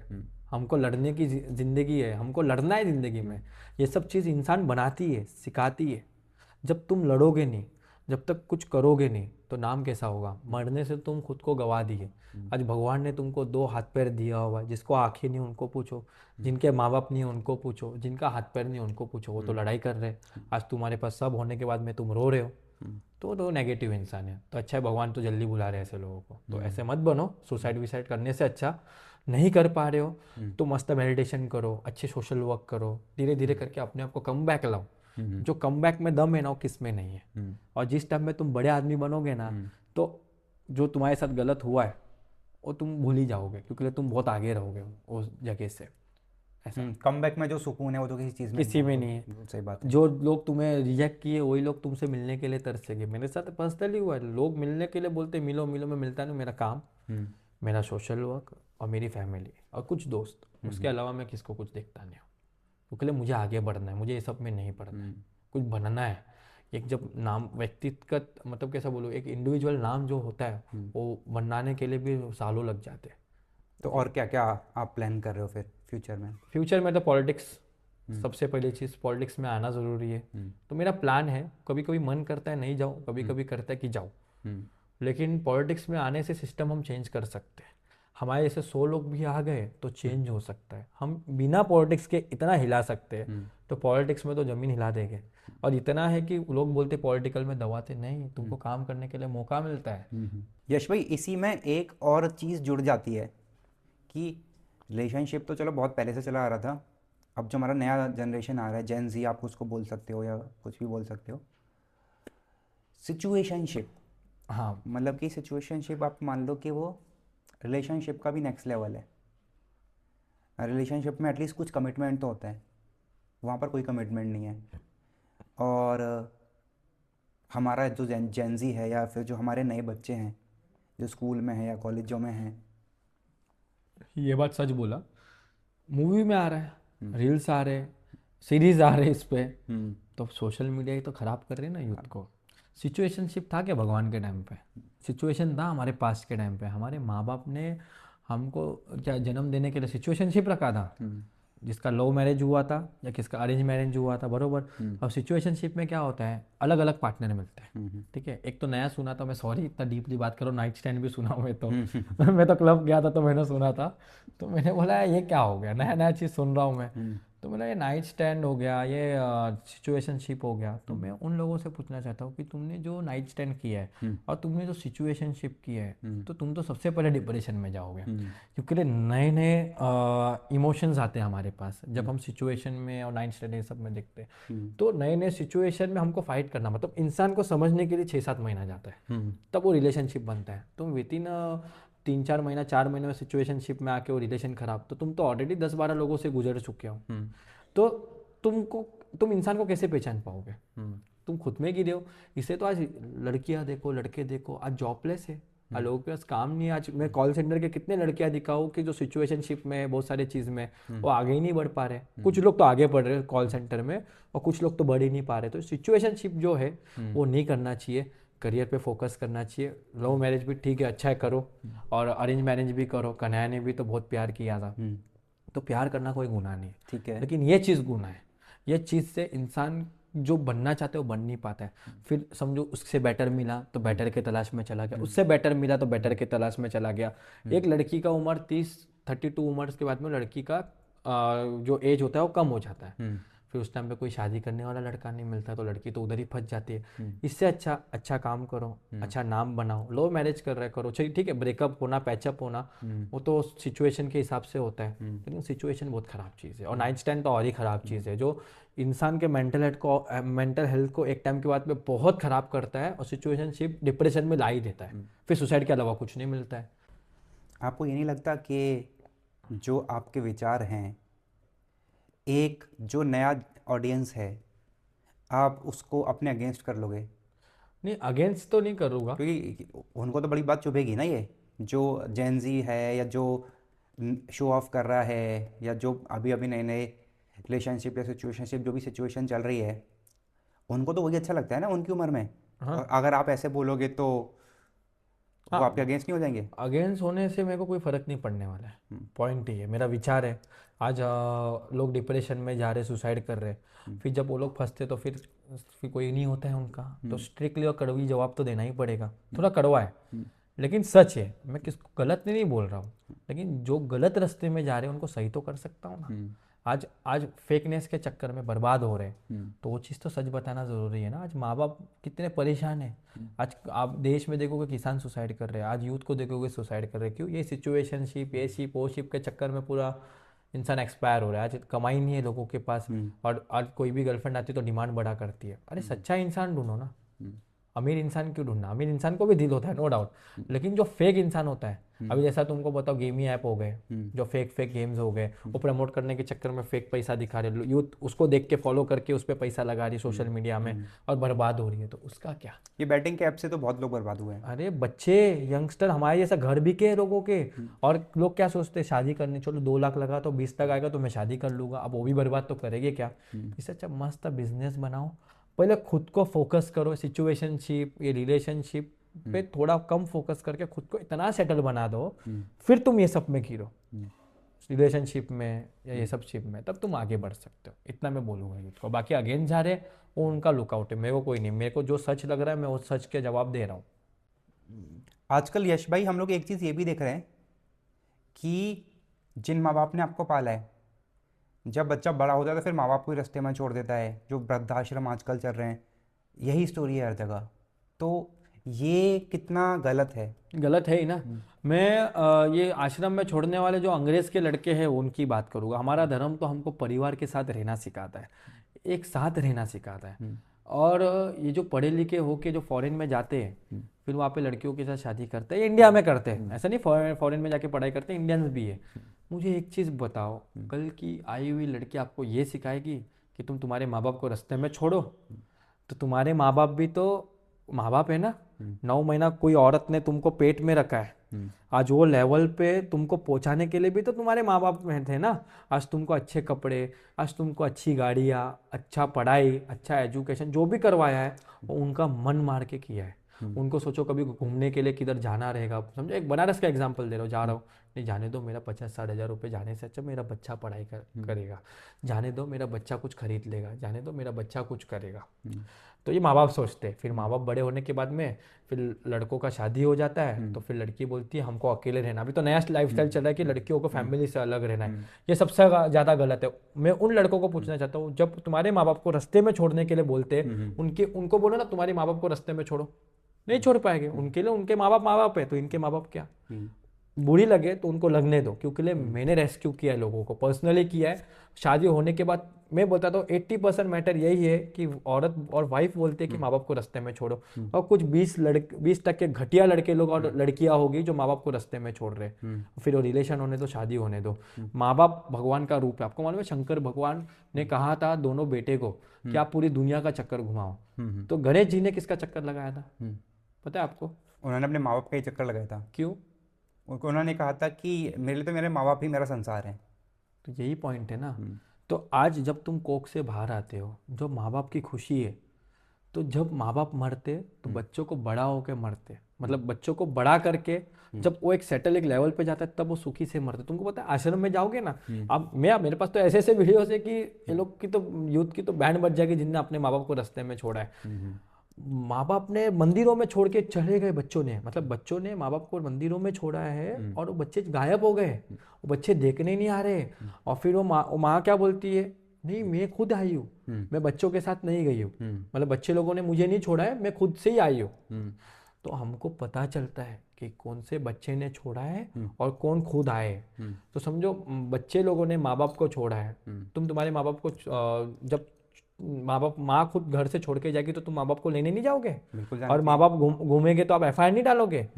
एक ने कुछ नहीं किया। मैं ऐसे से आश्रम में देख रहा हूँ कि वो माँ बाप बच्चों के लिए तरस रहे। मेरे पास वीडियो में आपको देता, वो डालना कि मेरे को मेरे बच्चों से मिलना है, मेरे को मेरे माँ बाप से मिलना है, मेरे को मिलाओ भैया, आप मिलाओगे ना, मेरा कोई नहीं है, मेरा कोई नहीं है, मेरे को मेरे माँ बाप से मिलना है, मेरे को मेरे बच्चों को बड़ा किया उनसे मिलना है, आज मेरा बच्चा डॉक्टर है, इंजीनियर है, मेरे को मिलना है। फिर किससे पूछते, नहीं मैंने खुद ने किया है, मैं खुद से निकल के आई हूँ। फिर बोलती मेरा बच्चे को आशीर्वाद मिले, बहुत आगे बढ़े, मैं कैसे भी हो खुश हूँ।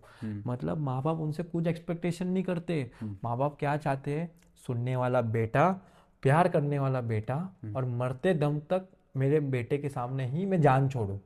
और जब बच्चे लोग ही माँ बाप को नहीं देख रहे तो क्या भरोसा तुम्हारे बच्चे भी तुमको रास्ते में ही छोड़ेंगे। फिर तो माँ बाप से प्यार करो उतना, माँ बाप को साथ दो, आज एक एक आंसू का बदला भगवान भी लेगा, भगवान नहीं लेगा तो तुमको कर्म यही यही खत्म करना है। तुम्हारे को बिजनेस से लेकर हर चीज़ में प्रॉब्लम आएगी और उसकी जिम्मेदारी भी आप रहोगे। तो माँ बाप को प्यार करो, माँ बाप का साथ दो। तुमको लाने वाले भी माँ बाप है तो उनको आखिरी दम तक तुम उसके साथ रहो, भगवान तुमको 100 गुना ज़्यादा आगे बढ़ाएगा। और जो लड़की और जो लड़के, सॉरी कोई नहीं, कोई एक नहीं। मिनट, जो लड़की और जो लड़के बोलते हैं कि माँ बाप को रास्ते में छोड़े, तो पहले वो लड़की को और लड़के को तुरंत छोड़ दो। बोले माँ बाप पहले दुनिया है, तुम कल के आए हुए लड़की लड़के हो, माँ बाप नहीं। तो माँ बाप का साथ मरते दम तक देना, और वही सच्चा प्यार है और वही सच्चा इंसान है जो उसके खुद के माँ बाप के साथ, जो लड़के और जो फैमिली है उनके माँ बाप से उतना प्यार करे, उतना सेवा करे। तब तुमने कुछ सेवा किया, तब तुमने कुछ किया, नहीं तो इंसान ही नहीं है, वो राक्षस है वो लोग। मैं खुद कहता हूँ। कोई फाइनल क्लोजिंग कमेंट जो आप देना चाहो? मैं यूथ से यही कहना चाहता हूँ कि लाइफ में आगे बढ़ो, मेहनत करो। उन लड़कियों से भी ये कहना चाहता हूँ, कुछ बन जाओ। जब तुम कमाओगे ना तो ऑटोमेटिकली इंसान पता चलता है कि वो इंसान क्या है। जब तुम कमाओगे नहीं तो फ़ायदा क्या है। तो अच्छा काम करो, अच्छा नाम करो। लड़के लड़कियों से मैं रिक्वेस्ट करता हूँ कि ये सिचुएशनशिप ये सब है उससे दूर रहो, मैं करियर पे फोकस करो। आज हम कहाँ है वो खुद को देखो और लाइफ में बहुत आगे बढ़ो और बहुत नाम करो और माँ बाप का आशीर्वाद लेके 10 गुना नाम बनाओ और कुछ बताओ कि हमने कुछ किया है और देश के लिए भी कुछ करो। यही मैं लोगों से कहना चाहता हूँ। नहीं, बहुत ही अच्छा आपने वाइंड अप किया और इसी पॉजिटिव टोन के साथ हम लोग इस पॉडकास्ट को ख़त्म करते हैं। यश भाई, आपका कैसा एक्सपीरियंस रहा? कुछ आप उस कैमरे में देख के बताना हाँ, चाहते हो? मुझे तो बहुत एक्सपीरियंस रहा। हमारा एक बार इंटरव्यू ऑनलाइन हो चुका है। तो मेरा अचानक से सोचा कि शुरुआत लोग क्लबिंग और पब से करते हैं, तो मैं सोचा कि अच्छा काम से करूं। तो मैंने ये साल की शुरुआत दिल्ली से, पहला जो जनवरी होता है वो मैं दिल्ली से शुरुआत किया। पेड़ लगाने से शुरुआत किया, कंबल बांटने से शुरुआत किया और अच्छा मैसेज देने से शुरुआत किया। तब से लेके अभी तक मैं यहाँ पर ही हूँ और 2-3 दिन और 4 दिन और रहूँगा। यहाँ पे मुझे बहुत सारा काम करना है। यहाँ के लोगों के लिए मुझे मतलब कुछ दिखाना है, दिल्ली के लोगों के लिए कि यहाँ पे सच में सिचुएशन है, आवाज़ उठाने वाला कोई नहीं। क्या भरोसा है मेरी छोटी आवाज़ से कोई बड़ा आवाज़ आके ये मुद्दे को आगे बढ़ाए। तो चेंजेस लाने के लिए हमको आगे आना ज़रूरी है। बस यही बोलूँगा। तो आपसे मुझे बहुत अच्छा लगा और आपके वजह से आज मेरा आवाज़ लोगों तक पहुँचेगा और कुछ चेंजेस आएगा यूथ में। किसको अच्छा लगेगा, किसको बुरा लगेगा, लेकिन मैं झूठ क्यों बोलूँ, फेक क्यों बनूँ, जो है वो जेन्युइन बताओ। बाकी लोगों के ऊपर है। Thank you. जय हिंद, जय महाराष्ट्र। जय हिंद, जय महाराष्ट्र। और यश भाई, थैंक यू वेरी मच। आपने बहुत ज़्यादा हमको इंस्पायर किया और जो चीज़ें आप करते जा रहे हो, मैं तो यही आशा करता हूँ कि इसको आपको तरक्की मिले और इसको आप और भी बड़े लेवल पे कर पाओ। Thank you so much. Thank you so much दोस्तों, इस पॉडकास्ट को एंड तक देखने के लिए। ये स्टोरी मुझे तो बहुत ही इंस्पायरिंग लगी थी और आई होप बिकॉज आपने एंड तक देखा है आपको भी बहुत इंस्पायरिंग लगा होगा। कौन सा पार्ट आपको सबसे बेस्ट लगा कमेंट सेक्शन में ज़रूर मेंशन करिए और बस यहीं पे मत रुकिए, इस पॉडकास्ट को अपने फैमिली और फ्रेंड्स के साथ भी ज़रूर शेयर करिए, क्योंकि ये अच्छी स्टोरीज़ जितनी ज़्यादा फैलेंगी उतना ज़्यादा अच्छा काम हो पाएगा। और कोई ऐसा गेस्ट है जो आप रिकमेंड करना चाहते हैं तो कमेंट सेक्शन में उनका नाम भी ज़रूर लिखिए, हम लोग उनको भी रीच आउट करेंगे और उनकी स्टोरी भी आपके सामने लेकर आएंगे। तो तब तक के लिए मैं आपसे विदा लेता हूँ। सपने देखते रहिए, इंस्पायर्ड रहिए। मिलते हैं अगले एपिसोड में।